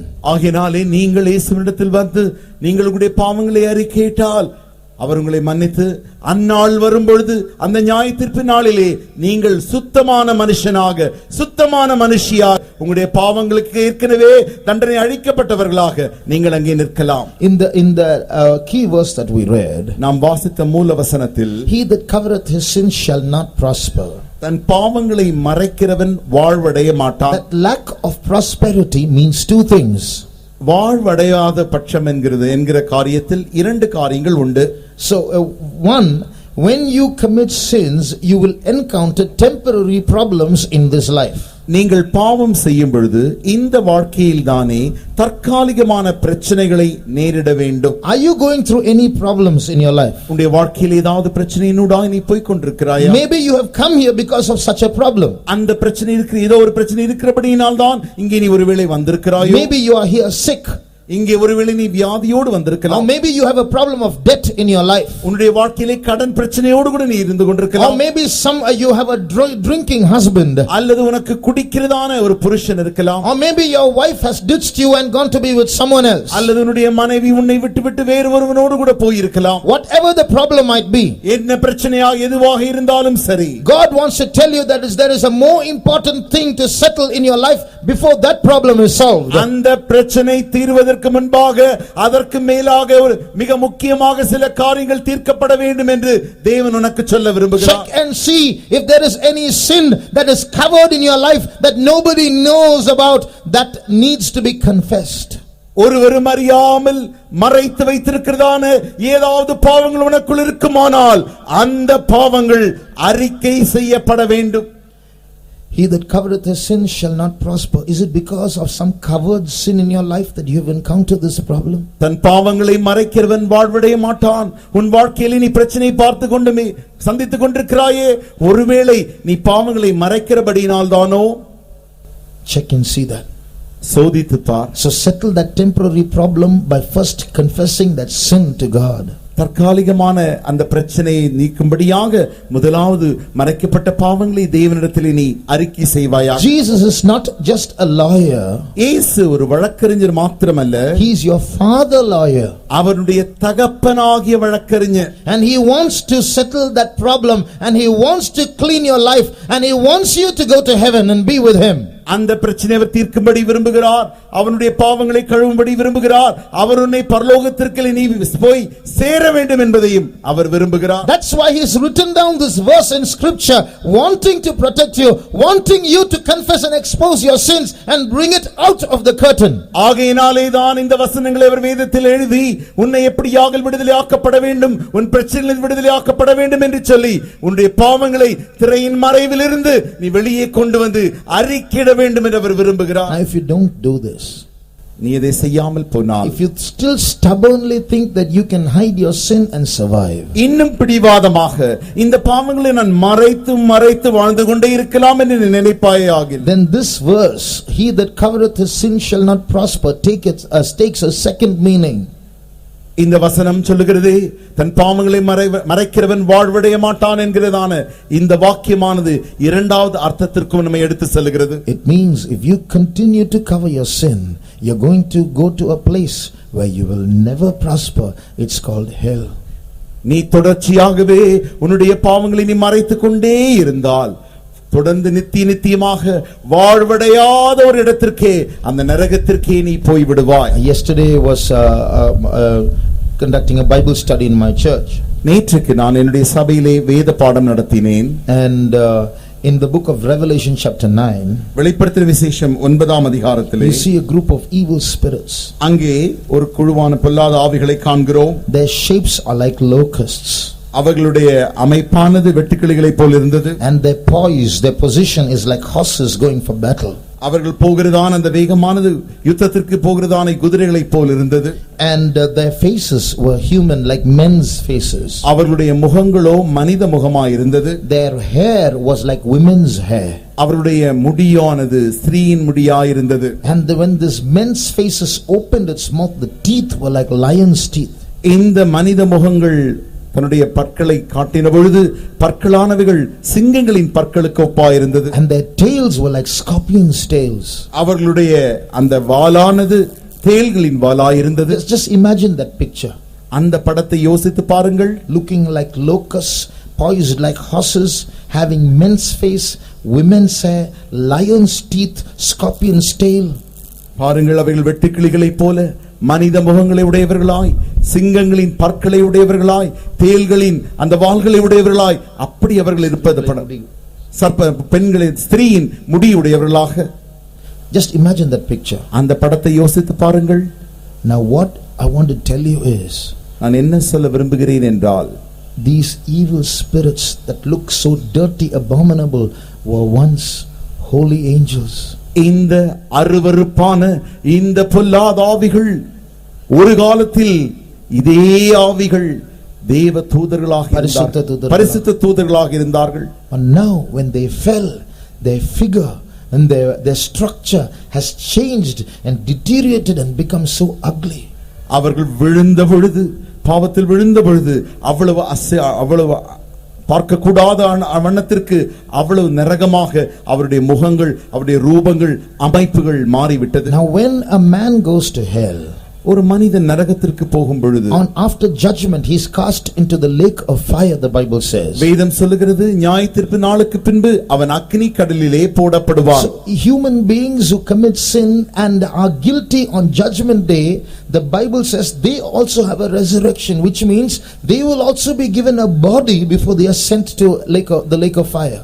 இப்படி நியாயத்தீர்ப்பு நாளிலே நியாயத்தீர்ப்பு கொடுக்கப்பட்டு அக்கினி கடலிலே அனுப்பப்படுவதற்கு முன்பாக அவர்களுக்கும் ஒரு உயிர்த்தெழுதல் உண்டு, அதற்கு ஒரு சரீரமும் உண்டு என்று வேதம் சொல்கிறது. And they will be sent to the lake of fire in that body. அந்த சரீரத்தோடு கூட அவர்கள் அக்கினி கடலிலே அனுப்பப்படுவார்கள். Now if the shape of holy angels who are so beautiful can deteriorate to become so abominable, இந்த பரிசுத்த தூதர்களின் இவ்வளவு அழகான தூதர்கள் இப்பொழுது தங்களுடைய வாழ்விலே குறைந்து குறைந்து அருவருப்பானவர்களாக மாறினபடியினாலே மாறுவார்கள் என்றால், it's not written in the Bible, but think of it. Is it not possible that with human beings also can get a very abominable body when we go to hell? வேதத்தில் சொல்லப்படவில்லை என்றாலுமோ மனிதகுலமாகிய நமக்கும் கூட நரகத்திற்கு செல்லும் பொழுது அருவருப்பான ஒரு சரீரம் கொடுக்கப்பட மாட்டாதோ? Just to enjoy a few sins in our lifetime, is it worth it to commit those sins and to go to hell, eternal hellfire with such an abominable body?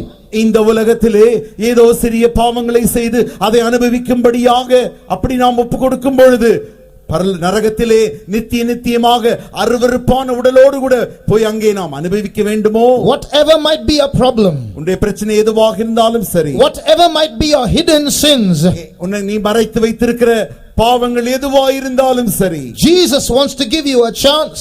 இயேசு உனக்கு ஒரு தருணத்தை தர விரும்புகிறார். Before he sits on the throne as judge, he wants to be your savior.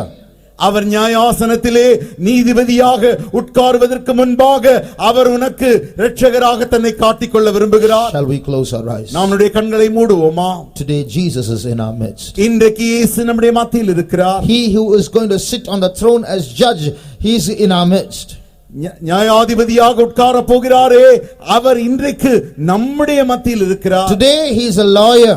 இன்றைக்கு அவர் வழக்கறிஞர். Today he wants to help you. இன்றைக்கு அவர் உனக்கு உதவி செய்ய விரும்புகிறார். But very soon he is going to get a promotion. அதி சீக்கிரத்தில் அவருக்கு ஒரு உயர்வு கிடைக்க போகிறது. Before that promotion comes, அந்த உயர்வு வரும் முன்பாக, before the door of mercy and grace closes on your face, அந்த கிருபையின் இரக்கத்தின் வாசல் உன் முகத்திற்கு முன்பாக அடைப்பதற்கு முன்பாக, come to Jesus. இயேசுவினிடத்தில் வருவாயாக. He wants to help you. அவர் உனக்கு உதவி செய்ய விரும்புகிறார். Tear that curtain. அந்த திரையினை கிழிப்பாயாக. And expose your sin and tell it to Jesus. உன்னுடைய பாவத்தை வெளியரங்கமாக்கி இயேசுவினிடத்தில் சொல்லுவாயாக. All of us who are seated in this place, இங்கே உட்கார்ந்திருக்கிற நாம் யாவரும், we are going to spend a couple of minutes in prayer. கொஞ்ச நிமிடங்கள் நாம் ஜெபத்திலே செலவழிக்க Shall போகிறோம். we all kneel down? நாம் யாவரும் முழங்காற்படியிடுவோமா? God is in this place. தேவன் நம்முடைய மத்தியில் The இருக்கிறார். Spirit of the Lord is in this place. தேவனுடைய ஆவி நம்முடைய மத்தியில் இருக்கிறது. Savior Jesus is in this place. இரட்சகராகிய இயேசு நம்முடைய மத்தியில் இருக்கிறார். We have a God who wants to help us in our trouble. நம்முடைய பிரச்சனை நமக்கு உதவி செய்கிறதான தேவன் நமக்குண்டு. We have a God who wants to cover and forgive our sins in a different way than what we are doing. நாம் செய்கிற வண்ணமாக அல்ல, மாறாக நம்முடைய பாவங்களை நமக்கு மன்னித்து மறைத்து வைக்க நமக்கு ஒரு தேவன் உண்டு. So you give your sin to him. ஆகையால் உன்னுடைய பாவத்தை அவரிடத்தில் கொடுப்பாயா? Don't hide it inside. He knows it already. He's going to judge the secrets of men. அதை நீ உனக்குள்ளே மறைத்து வைக்க வேண்டாம். அவருக்கு ஏற்கனவே தெரியும். ஏனென்றால் மனிதர்களுடைய அந்தரங்கங்கள் யாவையும் அவர் அறிந்திருக்கிறார். But now, brother, sister, if you'll open your mouth and tell it to Jesus. இப்பொழுது சகோதரனே சகோதரியே, உன் வாயை திறந்து உன் இயேசுவினிடத்தில் நீ இப்பொழுது சொல்லுவாயே ஆகில். Then the lawyer Jesus will take it to the Father and he will tell it before the Father, and you can have mercy and forgiveness. அப்பொழுது உன்னுடைய வழக்கறிஞராகிய இயேசு உன்னுடைய பாவங்களை எடுத்துக்கொண்டு போய் அவர் பிதாவினிடத்தில் சொல்லி அப்பொழுது உனக்கு கிருபையும் இரக்கமும் கிடைக்கும். There is an adversary who is a lawyer against you called the accuser. சத்துருவாகிய நமக்கு விரோதமாய் குற்றப்படுத்துகிற அந்த சத்துரு உண்டு. குற்றப்படுத்துகிறவன் என்று அழைக்கப்படுகிற ஒரு வழக்கறிஞர் உண்டு. குற்றப்படுத்துகிறவன் என்று அழைக்கப்படுகிற ஒரு வழக்கறிஞர் உண்டு. But we have a lawyer who is called an intercessor. ஆனால் நமக்கு ஒரு வழக்கறிஞர் உண்டு, அவர்தான் பரிந்து பேசுகிறவர். So if we confess our sins, ஆகையினால் நம்முடைய பாவங்களை நாம் அறிக்கையிடுவோமே. He will pray for us before the Father. அவர் பிதாவிற்கு முன்பாக நமக்காக வேண்டுதல் செய்வார். And we can go from this place as a child of the Father. இந்த இடத்திலிருந்து நாம் பிதாவின் பிள்ளையாக குமாரனாக இங்கிருந்து செல்லலாம். We can go from this place today with the assurance, if I die tonight, I will go to heaven. இன்று இரவு நான் மரிப்பேனே ஆகில் நான் பரலோகம் செல்வேன் என்கிறதான அந்த நிச்சயத்தோடு கூட நாம் இங்கிருந்து செல்ல முடியும். Shall we go to Jesus? நாம் இயேசுவண்டை போவோமா? Shall we go to Jesus, lawyer Jesus, and confess our sins? இயேசுவாகிய வழக்கறிஞரிடத்திலே போவோமா? அவரிடத்திலே போய் நம்முடைய பாவங்களை நாம் அறிக்கை செய்வோமா? Even if we have become believers, maybe there are still some hidden sins in our lives. ஒருவேளை நாம் விசுவாசிகளானாலும் கூட நம்முடைய வாழ்க்கையிலே சில பாவங்களை நாம் மறைத்து வைத்திருப்போமே. Here is a chance to talk to Jesus and get cleaned. இங்கே இயேசுவினிடத்திலே பேசி அந்த காரியங்களையும் கழுவும்படிக்கு ஒரு தருணம் கொடுக்கப்படுகிறது. Jesus is standing in our midst with his own blood in his hands. இயேசு நம்முடைய மத்தியிலே தன்னுடைய சொந்த கரத்தில் தம்முடைய இரத்தத்தை உடையவராக நின்று கொண்டிருக்கிறார். And if he washes you, though your sins be as scarlet, it shall be white as snow. அவர் உன்னுடைய பாவமானது சிவப்பாய் இருந்தாலும் இரத்தாம்பரமாய் இருந்தாலும் அதை வெண்மையாக்குவார். By his blood he will do it. அவருடைய இரத்தத்தினாலே அப்படி செய்வார். So shall we talk to Jesus? நாம் இயேசுவண்டை பேசுவோமா? If there is any hidden sin behind the screen, bring it out. திரைக்கு மறைவிலே ஏதாவது பாவங்கள் மறைந்திருக்குமே ஆகில் அதை வெளியே கொண்டு வாருங்கள். 1 minute, let's all talk to Jesus. ஒரு நிமிடம் யாவரும் இயேசுவண்டை பேசுவோமா? 1 minute, let's all tear our curtains and bring out those sins to Jesus. ஒரு நிமிடம் திரையை கிழித்து நம்முடைய இயேசுவண்டை நாம் பேசுவோமா? Let's all pray. நாம் யாவரும் That ஜெபிப்போம். the Lord might forgive our sins, let us all pray.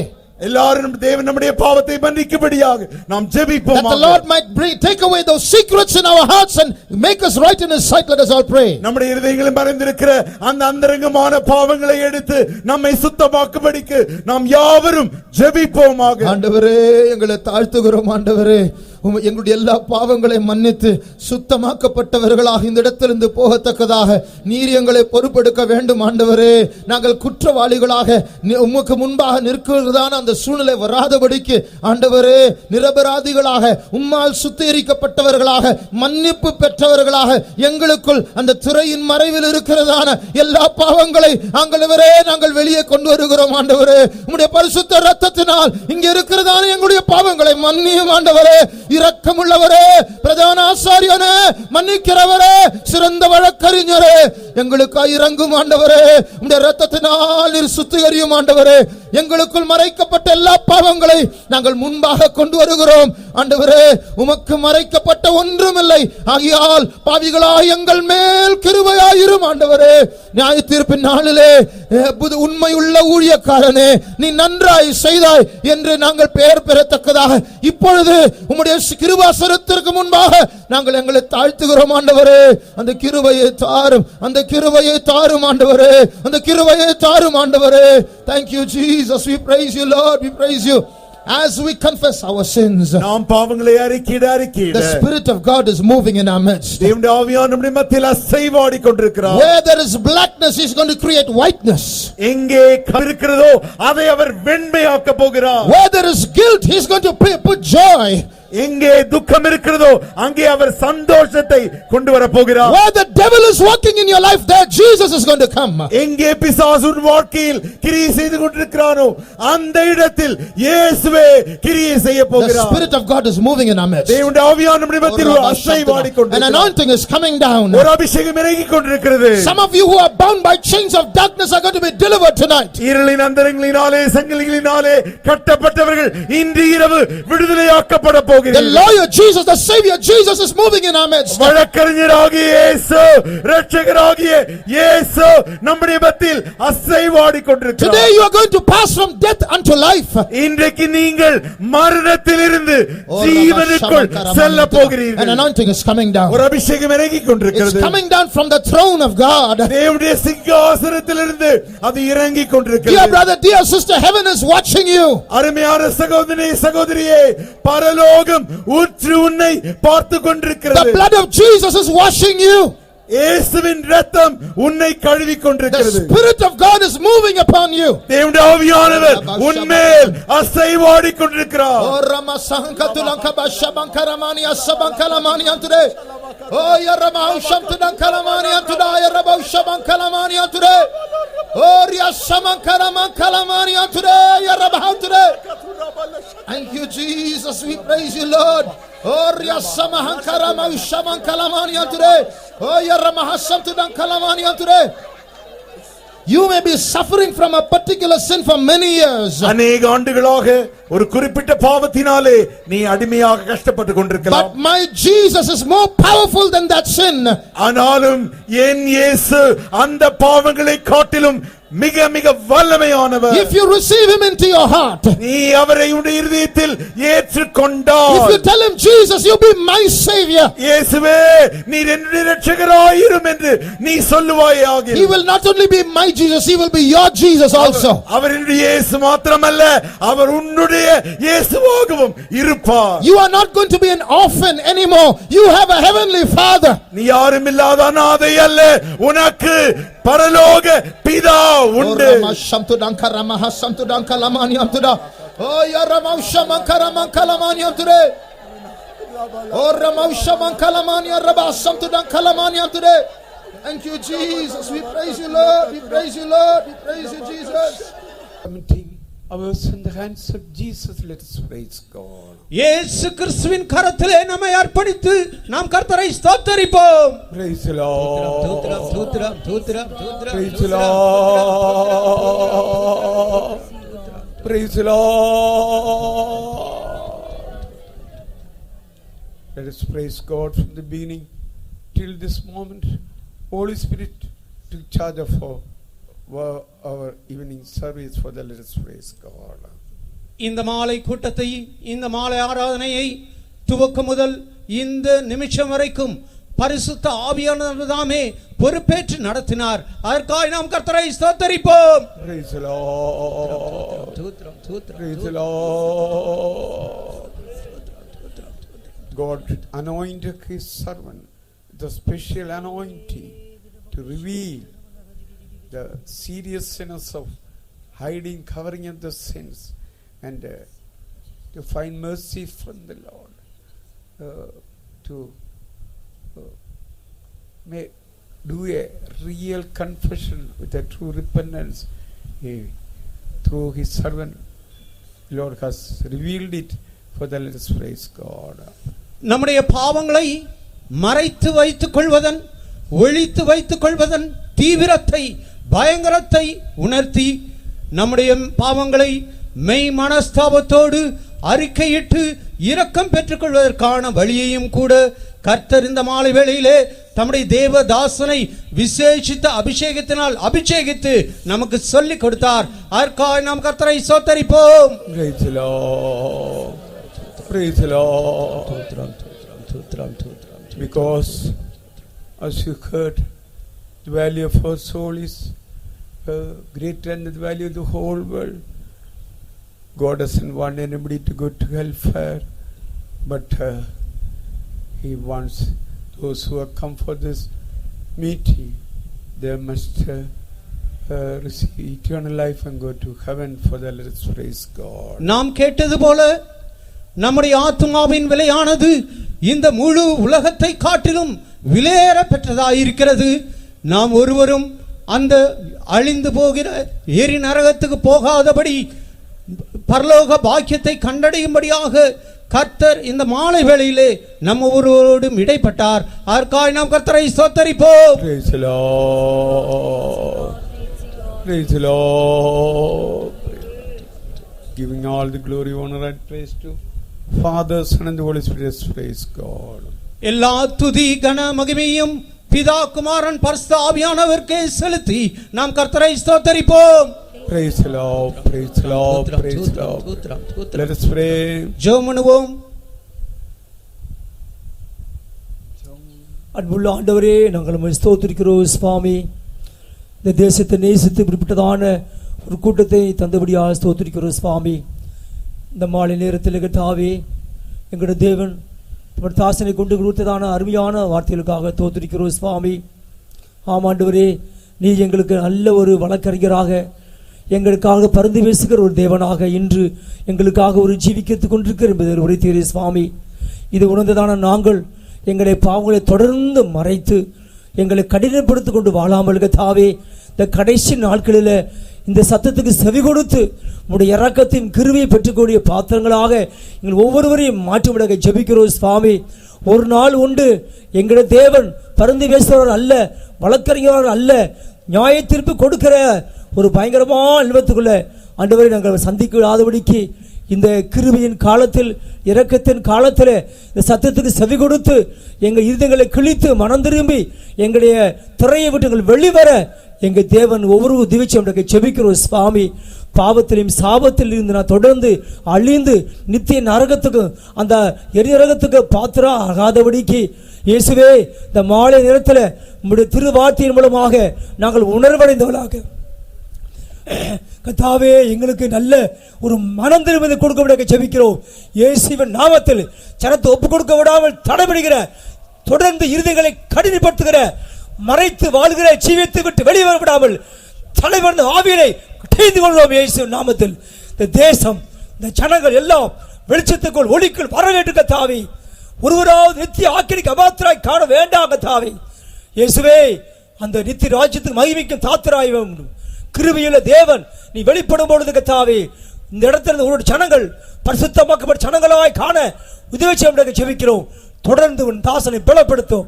இந்த 4 நாட்கள் இந்த தேசத்தில் நல்ல விதை விதித்து 100 மடங்கு மேனியை பெற உதவி செய்ய ஜெபிக்கிறோம். ஆசீர்வதியோ எங்களுடைய ஆண்டவராகிய இயேசு நாமம் தொடர்ந்து இந்த இடத்தின் மூலமாக மையப்பட ஜெபிக்கிறோம், தாழ்த்துகிறோம். ஆசீர்வதியும் இயேசு நாம நல்ல நாமத்தில் வேண்டிக் கொள்கிறோம் பிதாவே. നമ്മുടെ കർത്താവായ യേശുവിൻ കൃപയും പിതാവായ ദൈവത്തിന്റെ അൻപും പരിശുദ്ധാവിയാനവരുടെ ഐക്യവും കാവലും സകല പരിശുദ്ധങ്ങളോടുകൂടെ കർത്തർ വരെ ഇരുപ്പதாக. ലേലുയാ ലേലുയാ ലേലുയാ.